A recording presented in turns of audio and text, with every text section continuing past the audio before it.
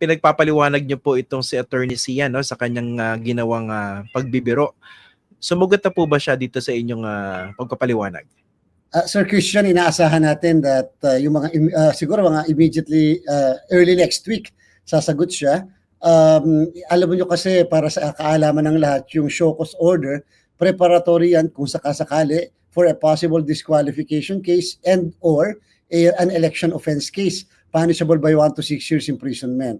Dapat po maintindihan ng lahat, Sir Christian, na nakabase ang aming pong aksyon sa ating kapapasa lamang. At first time na ginawa ng COMELEC yung anti-discrimination resolution natin, lalong-lalo na kapag gender-based discrimination ang pinag-uusapan natin. Ayaw kong sabihin na siya ang kauna-unahang pagsubok o modelo nitong ating resolusyon, pero at least po, ibig sabihin nakahanda ang COMELEC, inaasahan natin na magkakaroon talaga ng mga ganitong klaseng senaryo pagdating ng kampanyahan sa lokal simula ng March 28. Okay, linawin ko lang, no, ang pwedeng mangyari sa kanya, pwedeng ma-disqualify and or election offense na merong imprisonment. Yes, tama po yan. May imprisonment po din po yan. Kung kaya naman ang advice ko sa mga ganyang nakakatanggap ng show cause order sa atin, whether campaign materials yan, whether vote buying issue yan, o itong ganito na anti-discrimination violation, possible violation, ay dapat po sagutin at seryosohin sapagkat that will be considered as a waiver of their right, Sir Christian, to answer the accusation against him or against them. Ito pong pagpapaliwanag niyo dito kay Attorney Sia, ito po ba yung motu proprio or merong nagreklamo? Motu proprio po ito, Sir Christian. Alam niyo po, hindi naman po lingid sa ating kaalaman. Lahat tayo siguro, kung ikaw ay medyo madamdamin at kung ikaw ay naniniwala sa moralidad at ethics na tinatawag, nasaktan doon sa kanyang mga binanggit. Lahat tayo may nanay, may ate, may tita, at may mga kaibigan, mga babae, lalong-lalo na yung mga single parents natin na ating pong pinagpupursigihan na maitaas ang antas dahil nga po sa kanilang kalagayan, ay nasaktan, Sir Christian, doon sa kanyang binanggit. Para po kasi sa COMELEC, hindi po kasi lisensya ang entablado para po bastusin natin ang isang grupo, isang sektor, lalo-lalo na po ang ating mga kababaihan. Kinakailangan nga tayo, Sir Christian, ay maging modelo habang nasa entablado tayo ng mga kabataan na mga nakikinig sa atin. Kaya po, wag sanang sasabihin na may tumawa naman sa joke at merong pumalakpak sa joke. Siguro iilan yon. Pero paano naman yung mga nakapanood nung nakalagay sa social media? Okay. Kung sakali pong mag-withdraw siya ng kanyang candidacy, ano po mangyayari dun sa possible offense na nakomit niya? Doon po sa disqualification, kung sakali may withdrawal, hindi na po namin siya mahahabol. Pero hindi pa rin po namang titigil kung sakasakali kung may violation ng election offense. Wala pong pinagkaiba yan sa hindi nag-file ng SOSE, kahit ba naman biglang nag-withdraw bilang isang halal. At tapos hindi pa rin nag-file ng SOSE o hindi tinanggap yung kanyang pagkapanalo, required pa rin po mag-file ng SOSE, hindi naman po pinag-uusapan kung siya ay nag-withdraw o hindi. So dito po, pagka tayo nag-commit ng isang kasong kriminal, hindi po ito makukuha sa sorry o makukuha sa pag-withdraw. Tuloy-tuloy po ang lahat ng yan sapagkat meron pong nalabag na patakaran ng Commission on Elections. At bilang din po na pagtuturo ng leksyon at pagsasabing ang COMELEC naman ay seryoso sa kampanya po natin. Okay. Dito sa specific case na binabanggit na kung saan nag-issue po kayo ng show cause order, motu proprio, can you give us a sense on how seriously the COMELEC is taking this particular case? Napaka-seryoso po tayo dito, Sir Christian. In fact, next week, I'm going to sponsor another resolution to be, hopefully to be adopted by the NBank. Yan naman po yung pag-create ng safe spaces kapag sa campaigning, sa polling precincts, polling places, kahit sa social media platforms. Dapat meron tayong safe space bilang pag-reinforce sa ating pong anti-discrimination resolution. Kasi nga po, nakakalungkot na para lang makapagpatawa tayo, makakuha ng boto, kinakailangan at the expense of a group, of a sector. Hindi po ba, hindi dapat i-spare natin? Maganda kung i-joke na lang ng isang kandidato yung sarili niya. Lahat ng klaseng pagtatatwa, sa'yo na lang. Total, ikaw matatawa sa sarili mo at pagtawanan ka na lang ng sarili mo. Pero yung gagawin natin yon because pagput kasi tayo ay nag-discriminate, parang pinapakita natin na mas mataas tayo kaysa doon sa mga taong dinidiscriminate natin. At kahit naman sino pa naman ang gusto na di-discriminate, kahit nga nung tayo bata pa meron tayong mga ka-classmates na ang tingin sa atin hampas lupa, o kaya naman kung yura ka ng ating karangal at gano'n na lang, di ba kinikimkim na lang natin sa ating kalooban? So yung emotional stress, mental anxiety, na pwedeng maranasan ng bawat isa, ay nararanasan ng mga ibang tao, lalo pat kung ito isang grupo at isang sektor, kapag ka sila ay naging pagbato ng joke daw lang naman daw yon. Kung sakasakali po ba, Chairman, siya yung kauna-unahang kaso patungkol dito sa anti-discrimination and gender-based resolution ng COMELEC. Tama po ba? Yes po, Sir Christian, mukha pong ganyan nga yung scenario at ganyan nga yung mangyayari. Again, ayaw naman natin sabihin na talagang gusto natin mag-set ng example, pero nagkataon kasi na talaga namang nakita ng lahat eh. At yung COMELEC nag-react ito, nag-action ito, hindi dahil do sa reaction ng iba, yung dahil sa nakita namin na ito yung ating pine-prevent eh. Discrimination against women, discrimination dahil sa PWD, dahil sa akusasyon na nagpagkakaroon ng HIV, dahil sa religion, dahil sa kanyang status in life, o dahil sa pagiging miyembro ng isang organization na maaaring kakaiba sa ating pong pinapanindigan. Lahat po yan, nilalabanan natin dahil again, 45 days lang itong kampanyang ito. Dapat dito, walang bastusan, dapat dito pantay-pantay at maayos na pananalita at pagsasalita sa entablado. Okay. Kailan niyo po ba napanood by the way yung video? And ano yung mismong araw, unang yung mismong reaction? araw na, opo Sir Christian, yung mismong araw na ito'y nailabas sa social media. Masyado nga ako nalulungkot pa dahil sinisisi pa yung nag-upload, sinisisi pa yung wala po tayong dapat sisihin sa mga pagkakamali natin kundi sarili natin. Hindi po ba, napakaliwanag po yun. So yung mismong araw na yun, nakita ko, and sinasabi ko, the COMELEC must act. And therefore, I called the attention yung aming task force SAFE na kung saan ito yung aming inatasan na magpatupad ng ating anti-discrimination policy. At kaagad sila ng mga nag-action dito and therefore mag-undergo naman ng due process or Christian. Sana wag naman niyang isipin na tayo nagko-conclude kaagad o nagpe-prejudge. Pero Sir Christian, magkakaroon naman ng tinatawag na due process. I-afford naman. At on the next day kasi, may nag-file din na isang grupo rin na pinapadisqualify naman siya dahil nga sa kanyang utterances na ito. So ganon. So dalawa, nag-motu proprio ang COMELEC tapos may nag-file pa. At may nag-file pa. So kung sakasakali, tingnan natin kung mako-consolidate natin yan and or at the same time kung ang feeling naman ng task force, walang kaso laban sa kanya, i-respeto natin yon. Pero ang importante lang ngayon, at least, Sir Christian, may gumugulong na proseso. At yung feeling ng iba na sila ay nahamak dito, na alipusta, kahit paano meron pong paraan para naman po ma-ventilate yung hinanaing ng bawat isa. Pag ganyan po ba, Chairman, sino yung merong standing para magsampa ng reklamo or petition for disqualification dun sa kandidato? Sir Christian, yung aming pong task force, inauthorize po namin na sila ang magsampa ng kaso sa mga ganitong paglabag. Ibig sabihin, pwede ang mangyari yung aming COMELEC SAFE versus A, versus B, or versus C. Pwede po sila ang ganon. At wag naman sanang isipin ng mga makakasuhan ay unfair. Kasi nasa COMELEC na rin, COMELEC task force yan. Ganun po talaga, yun po talaga ang proseso natin. Sa amin at sa amin po talaga pinafile yung kaso dun sa law department kung sakali, kung yan ay election offense, at sa clerk of court naman kung yan ay disqualification. We should always be responsible for all our actions. Yan po ang challenge ko sa lahat ng mga kandidato. Okay. Pero kunwari meron pong gustong magsampa pa ng reklamo laban dito kay Attorney Sia, kunwari, nakanood dun sa video sa social media at na-offend, pwede ba yun? Or kailangan yung nandun mismo sa venue kung saan niya binanggit yung sickening joke na yun? Hindi po kailangan nandun sa venue. Alam niyo po, kapag yan po isang public interest case, pagka public interest case, everybody can have a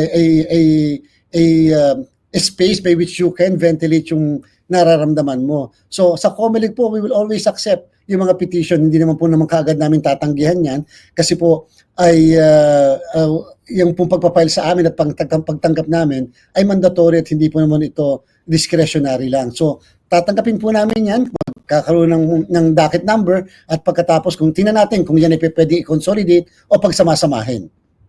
Yung kanya pong pag-issue ng apology, although medyo questionable yung kanyang apology, no? Pero yung pag-apologize, would that be considered as a mitigating circumstance or not necessarily? Sa election offense po kasi at saka sa disqualification, Sir Christian, wala naman po mga mitigating. Ang mga mitigating, aggravating circumstance o ay yan po ay nasa at justifying circumstances. Yan po ay nasa revised penal code. Hindi naman po revised penal code ang pinag-uusapan natin. At wala naman po nakalagay doon na I am sorry na paraan para naman po hindi ma-disqualify o para naman po hindi makasuhan ng election offense ang isang tao. Tsaka sino mo magpapatawad sa kanya? Lahat ng single mom. Kung sakali mong factor yun, no? Of course, I'm just saying this in levity.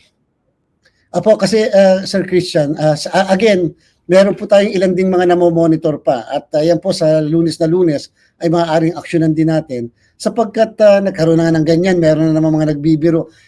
Bakit po kinakailangan meron tayong laging grupo na kinakailangan hahamakin at aalipustahin o i-discriminate para lamang makakuha ng vote? Hindi ko po talaga makuha yun, Sir Christian. Sabi ko nga sa'yo, mas maganda pang mag-joke ka na lang, sarili mo po, kahit pagtawanan ka or whatever, so what? At least sa sarili mo po yun. Pero yung mga sa ibang tao, bakit kinakailangan pakialaman natin yung ibang tao, ibang grupo? Hindi ka naman nila pinapakialaman. Okay. Yung tinatawag na, yung sinasabi ng ikaw, Cherry, yung self-deprecating humor. Pagtawanan mo na yung sarili mo. Teka, when you talk about due process, paano po yung proseso dito sa issue na kinapapalooban o kinasasangkutan ni Attorney Sia? Kung sakali po, Sir Christian, na yung mismong aming task force ay magsabi after na sumagot na mukha nga talagang may basihan para ipa-disqualify siya o file ng kasong kriminal, Sir Christian, ito po ay kaagad na magpapile ng complaint o kaya petition naman to disqualify sa ating pong clerk of the commission. So kung may pending na po mula sa ibang grupo at ngayon ay magpapile ang task force SAFE, yan po ay pwedeng mapagsama, mapag-consolidate at pagkatapos po ng ma-file yung kaso, kasama rin po dun sa Law Department ng COMELEC para naman po sa election offense na tinatawag. Dun po sa Law Department, pag po ikaw may kasong election offense, nag-i-issue po sila ng subpoena para po pasagutin ka dun sa kasong kriminal na yan. Para din po tayo nasa piskalya. Dito naman po sa clerk of the commission, pag na-file po yan, kaagad na nag-i-issue ng summons upang pasagutin din pag-filing ng answer yung mismong respondent sa isang petisyon. At pagkatapos po, Sir Christian, either po magpaset ng hearing yung division kung saan ito nakalatag at sa ito na-raffle o kung hindi naman pwede na kagad-desisyonan yung kaso. Sana nga, para maging maliwanag din at in fairness din sa kanya, para naman hindi may agam-agam ang kanya pong pagtakbo, sana nga po ma-resolve kagad natin ito bago mag-eleksyon. Total, meron na lang tayong 37 days before the election. Yung tanong ko, Chair, no? Can this be resolved before the elections? Sir Christian, di po ba yung mga ibang kaso rin, whether controversial o hindi, nire-resolve naman po natin na 84% po ang aming pong disposal rate sa Commission and Bank ng ating pong mga kaso. So dahil nga po ang commitment natin hanggat maaari, mga cases ay i-resolve natin bago maghalalan para lang din guided ang ating mga kababayan, guided at hindi rin naman po unfair doon sa kinakasuhan o doon sa nagpa-file ng kaso para maging maliwanag po. Kasi ang iniisip ko, Chair, no? Paano kung kunwari na-dispose niyo yung kaso sa inyo before the elections, before May 12, aakit pa yun sa higher courts, di ba? All the way up to the Supreme Court. So, ibig sabihin, pwede pa siyang i-elect kung sakasakali. Sir Christian, ang kaso kasi sa mga ganyan na disqualification ay mararaffle muna sa division. Ang decision ng COMELEC division ay subject sa motion for reconsideration sa NBank at ang decision ng NBank ay magiging final and executory 5 araw. Pagkalabas ng decision, maliban na lang kung may restraining order mula sa Korte Suprema. So therefore, inaasahan natin yung mga respondents o yung mga petitioner na matatalo sa isang petisyon ay pupunta sa Supreme Court at yun po ay NBank lahat na kaso mula sa COMELEC, sabi po ng saligang batas. Ang tanong, paano kung lumabas ang kaso bago mag-eleksyon at dyan ay naging final and executory yung desisyon lalo na sa disqualification. Pag po nagkaganon lahat ng boto doon sa tao na na-disqualify, I will be considered stray as if hindi po siya naging kandidato and therefore pwede po namin maproklama yung mismong second placer.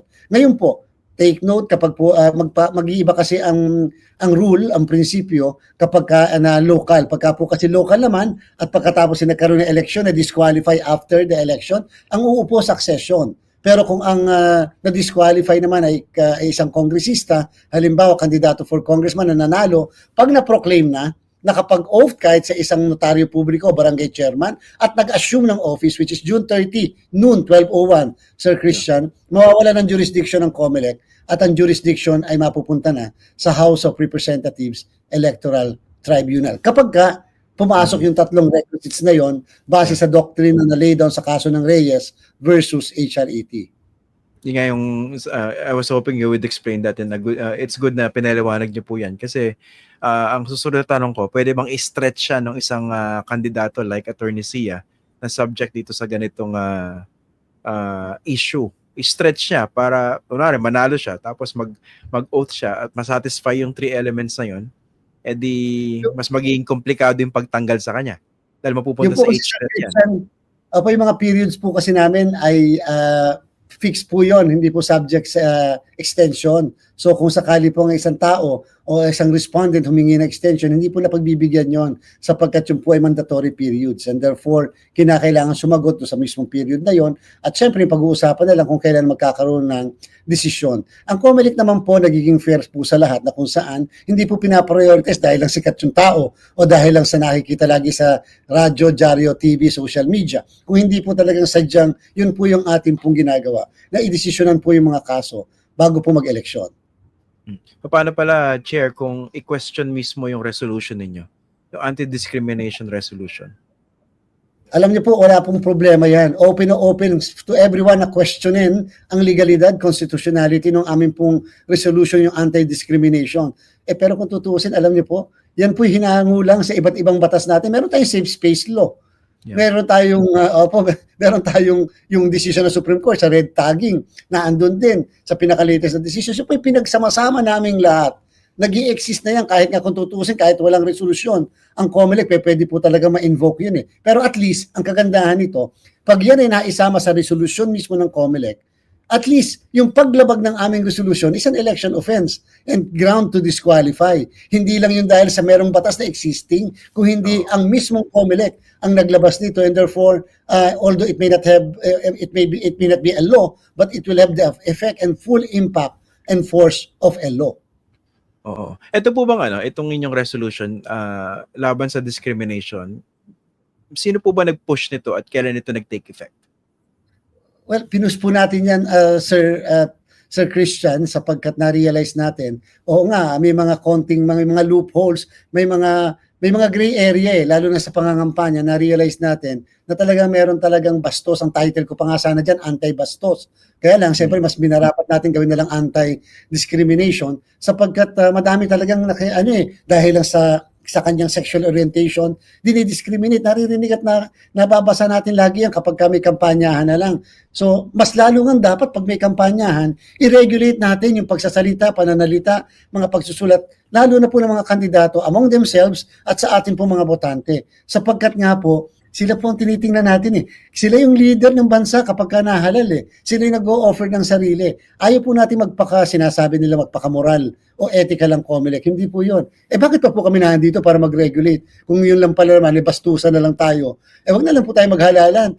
Pagalingan na lang pambabastos tayo sa kapwa-tao at saka po sa mga iba't ibang grupo or sektor. Kaya po natin naisip yan na Sir Christian, at in all fairness, kaagad naman itong sinang-ayunan ng ating pong commission. Kaya ngayon susunod natin ipapanukala sa next week, yung pong creating a safe space during the campaign, sa campaign platform, yan po bilang suporta doon sa anti-discrimination para nakafocus talaga tayo. Yung pong violence against women, discrimination against women, and yung other sectors.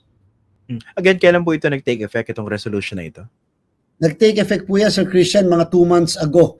At yan po ay kaagad natin na i-publish sa newspapers of general circulation and therefore it became effective upon the publication sa newspapers of general circulation. Walang nag-question, siguro nga wala pa namang hindi pa naman ito na-apply, siguro sinasabi nila na later na lang yan maki-question sa Korte Suprema kapag may justiciable controversy na o meron ng apektado. O di sana nga ma-question, sana nga ma-test para later on, magkaroon tayo ng jurisprudence kung number one, may kapangyarihan ba talagang COMELEC mag-promulgate ng ganitong rules? Number two, tama ba talagang meron ganun tayo na klase na resolution? Number three, baka naman violation ng Equal Protection Clause. Or number four, baka naman walang due process doon sa ating na-lay down na guidelines kung paano magkakaroon